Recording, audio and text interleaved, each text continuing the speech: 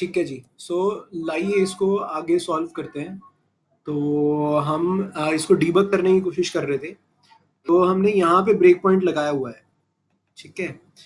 तो अब यहाँ पे ब्रेक पॉइंट लगाया हुआ है और ये एक बात कह रहे हैं कि जो एरर एरर नहीं है, ये वार्निंग है। सो वार्निंग जो हमें मिल रही है कि ए अनइनिशियलाइज्ड है, बी अनइनिशियलाइज्ड है, सी अनइनिशियलाइज्ड है।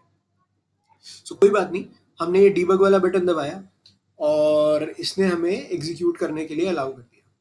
यहाँ पर आप देख रहे हो, क्योंकि अनइनिशियलाइज्ड है तो इन्हें रैंडमली कुछ भी वैल्यूज मिल रही है। ठीक है। इनमें आप देख रहे हैं लार्जेस्ट जो वैल्यू है वो बी की है। आप फ्लो को देखना कि किस तरह से चलेगा। ये सबसे पहले जाएगा और अब मैं फंक्शन F6 दबाऊंगा क्योंकि मैं चाहता हूं कि मेरी next line of statement execute हो। सो मैं यहाँ पर आया और मैंने क्या देखा कि ये कंडीशन फॉल्स है। सो इसके स्कोप के अंदर ये नहीं जाएगा, एल्स के अंदर चला गया। एल्स के अंदर दोबारा से मैंने एक और कंडीशन पूछी, क्या बी सबसे बड़ा है? ये ट्रू है। ये ट्रू होते ही इसके अंदर वाले स्कोप में चला जाएगा। और जैसे ये कंडीशन ट्रू हो जाएगी तो इफ और एल्स में से सिर्फ एक चीज चलती है। सो नीचे वाला एल्स नहीं चलेगा। नीचे वाला एल्स नहीं चलेगा तो हम डायरेक्टली कहां पर पहुंच जाएंगे? अगर मैं आपको ये ध्यान से दिखाऊं, फंक्शन F6 दबाते ही हम कहां पर पहुंच गए? एल्स का जो स्कोप था यहां से बाहर निकल गए। यहां से बाहर निकलकर हमने देखा कुछ था नहीं एग्जीक्यूट करने, तो यहां से भी बाहर निकल गए और हम रिटर्न 0 पे पहुंच गए। फिर आप फंक्शन F8 करके इसको टर्मिनेट कर सकते हैं। ठीक है। सो इस तरीके से आपकी चीजें चलती है, ये फ्लो इस तरीके से चलता है। अब हम इसके अंदर थोड़े थोड़े चेंजेस करेंगे और फिर हम देखेंगे किस तरीके से काम बनता है। अब इसको कहते हैं नेस्टेड इफ एल्स। ठीक है, कि एक कंडीशन लिखी फिर उसका एल्स लिखा, उस एल्स के अंदर एक और इफ एल्स लिखा। सो इफ एल्स के जो ये पेयर्स होते हैं इनको नेस्टेड इफ एल्स कहते हैं। हम चाहते हैं कि एक ही लेटर बन जाए, तो हम किसका इस्तेमाल करेंगे? इफ एल्स का। तो हम इसको कुछ इस तरीके से भी लिख सकते हैं।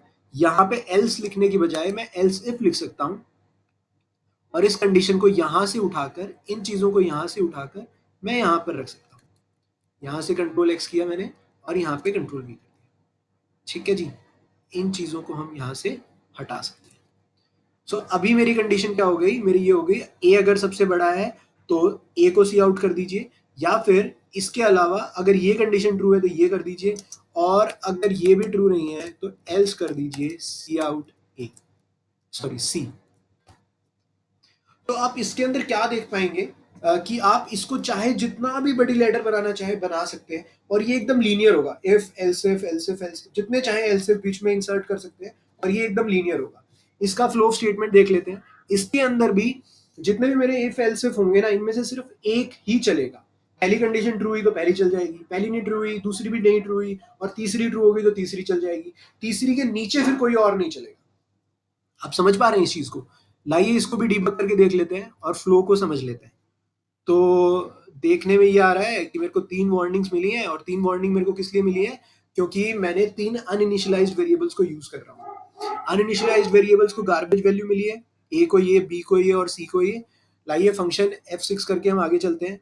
तो पहली कंडीशन ट्रू नहीं है, दूसरी कंडीशन ट्रू है, और दूसरी कंडीशन के ट्रू होते ही दूसरी कंडीशन के नीचे जितने भी लेटर बची है वो सारी की सारी स्किप हो गई।